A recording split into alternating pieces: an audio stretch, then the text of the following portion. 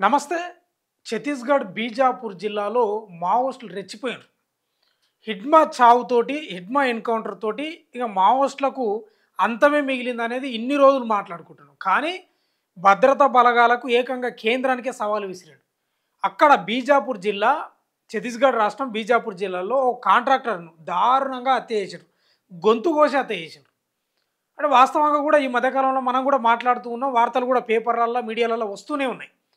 Maoist party ఉద్యమం లొంగుబాట్లతోటి కుంగుబాటు గురైందని మనం వార్తలు చదువుతూ ఉన్నాం. చాలామంది లొంగిపోయినరు, చాలామంది ఎన్కౌంటర్లు చనిపోయినరు, ఏకంగా హిడ్మనే చనిపోయిండు. హిడ్మా వార్త ఇప్పటికి కూడా చల్లారలేదు. ఈ హిడ్మా చనిపోయిండు, హిడ్మా ఎన్కౌంటర్ తోటి మావోయిస్టు ఉద్యమం దాదాపుగా ఖతమైపోయినట్లని అటు కేంద్రం కానీ, భద్రతా బలగాలు కానీ చాలామంది మాట్లాడుకున్న పరిస్థితి ఇప్పటికీ నడుస్తూనే ఉంది. కానీ మావోయిస్టులు ఎక్కడ తగ్గలేదు, ఎక్కడ తగ్గుతలేరు. ఇప్పుడు లేటెస్ట్‌గా బ్రేకింగ్ న్యూస్ ఏంటంటే కాంట్రాక్టర్ను కిడ్నాప్ చేసి తీసుకుపోయి గొంతు కోసి హత్య చేసిండ్రు. అంటే ఓ రకంగా కేంద్రానికి భద్రతా బలగాలకు సవాల్ విసిరిండ్రు. అంటే మావోయిస్టులు ఇంకా ఉన్నారు, ఇంకా ఉద్యమం ఉంది, మేము చావడానికైనా సిద్ధం, చంపడానికైనా సిద్ధం అనేది సవాల్ విసురుతున్నారు. ఇప్పటికే నేషనల్ పార్క్ ఖాళీ అయిందన్నాం, అబుజ్మాడు లేకపోతే దక్షిణ బస్తార్, కర్రెగుట్టలు ఇవంతా ఖాళీ అయిపోయింది, ఇంకెవరు లేరు. మల్లోజుల వేణుగోపాలరావు లేకపోతే బండప్రకాష్, ఆసన్న వీళ్ళంతా లొంగిపోయినారు. ఇంకెవరు ఉన్నారు? ఎవరో చిన్న చిన్న వాళ్ళు వాళ్ళు వీళ్ళు ఉంటే ఉండొచ్చు, వాళ్ళు పెద్ద ఉద్యమం చేయని పరిస్థితి అని అనుకున్నాం. కానీ 100% ఉద్యమం చేస్తాం, హిడ్మా బాటలో నడుస్తాం, హిడ్మా ఆయుధాలను వదలొద్దని చెప్పిన దానికి కట్టుబడి యుద్ధం చేస్తామనే రకంగా ఈ యొక్క హత్యను చూస్తే వినబడుతుంది. హిడ్మా పోయిన తర్వాత, హిడ్మా చనిపోయిన తర్వాత, హిడ్మా ఎన్కౌంటర్ తర్వాత ఆ స్థానాన్ని ఎవరు భర్తీ చేస్తారనే ప్రశ్నలకు బార్సే దేవ పేరు కూడా వినిపించింది. బార్సే దేవ కూడా చాలా డేంజర్ అని కూడా వార్తలు వస్తున్నాయి. చాలామంది మాట్లాడుకుంటున్నారు, మనకు కూడా ఇంటర్నల్గా వార్తలు వస్తున్నాయి. అంటే ఓ రకంగా బార్సే దేవ కూడా సవాల్ విసురుతున్నాడు. ఈ మధ్యకాలంలో కూడా మీడియా వెళ్ళింది, పూవర్తి గ్రామం పోయి బార్సే దేవ తల్లితోటి కూడా మాట్లాడించింది. దేవను కూడా రిక్వెస్ట్ చేసింది రమ్మని తల్లి. ఆయన కూడా మరి ఆయన దగ్గరికి సమాచారం చేరిందా చేరలేదు తెలియదు. కానీ మావోయిస్టు ఉద్యమం ఇంకా అంతు కాలేదని స్పష్టంగా ఈ యొక్క హత్యతోటి మనం మాట్లాడుకోవచ్చు. ఒకసారి చదివిన తర్వాత నేను మళ్ళీ మాట్లాడతా. కాంట్రాక్టర్ కిడ్నాప్ హత్య, ఛత్తీస్గఢ్లో మావోయిస్టుల దుశ్చర్య, రోడ్డు పనులను అడ్డుకున్న నిర్మాణ పనులు చేస్తున్నాడని ఓ కాంట్రాక్టర్ను మావోయిస్టులు చంపేశారు.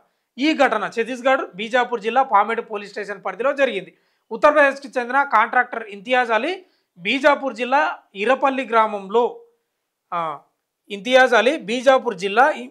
ఇరపల్లి గ్రామంలో రోడ్డు నిర్మాణ పనులు చేపడుతున్నాడంట. దీనిపై మావోయిస్టులు ఆటంకం తెలిపారు, అంటే వద్దని చెప్పినరు అనే అర్థం.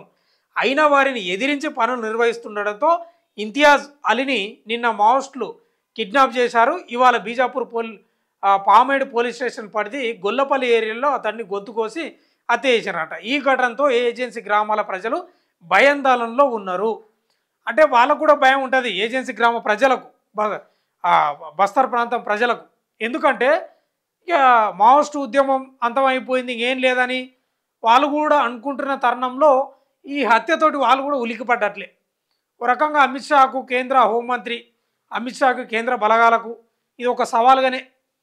అంటే వాళ్ళు కూడా ఏమనుకున్నారంటే ఇప్పుడు హిడ్మా ఎన్కౌంటర్ కూడా బూటకమా అని ఎందుకంటున్నారంటే ఆయన నిరాయుధుడిగా దొరికిండు, యుద్ధం చేసే పరిస్థితి లేకున్నది, పట్టుకున్నారు. ఇక్కడ పోలీసు వాళ్ళు, నిఘా వర్గాలు అంతా కలిసి లొంగిపోకపోవడంతో కాల్చిండ్రు అనేది ప్రధాన వార్త. అంటే ఇంకో వార్త కూడా ఏంటంటే హిడ్మా బతికుంటే ఈ మావోయిస్టు ఉద్యమం అంతం కాదు, పులి స్టాప్ పడదు, ఇది కామ రకంగానే ఉంటుంది, కామ పెట్టడమే ఉంటుంది తప్ప పులి స్టాప్ కాదని బలాలు భావించినాయి. కేంద్ర ఇంటెలిజెన్సు లేకపోతే కేంద్ర హోంమంత్రి ఆదేశాల మేరకే హిడ్మాన్ హత్య చేసిండ్రు అనేది ప్రధానంగా వార్త. కారణం ఏంది? హిడ్మాన్ చంపేస్తే వాళ్ళ ఆత్మస్థైర్యం దెబ్బతింటుంది మావోయిస్టులది. వాళ్ళు ఇక గన్నులు వదిలేస్తారు, లొంగిపోతారు. హిడ్మా ఒక్కడు బతుకుంటే ఎప్పటికైనా ప్రమాదమే అని భావించి ఆయన హత్య చేసిండ్రు అనేది ప్రధాన వార్త. కానీ హిడ్మాన్ ఎన్కౌంటర్ చేసినా కానీ ఈ యొక్క హత్యతోటి వీళ్ళ ప్రాబల్యం ఏందో, వీళ్ళ బలం ఏందో, మా ఆత్మస్థైర్యం ఇంకా తగ్గలేదు, మేము ఇంకా ఉన్నాం, నిలబడ్డాం, చూద్దాం, కాచుకుందాం అనే రకంగా ఉంది ఈ హత్య.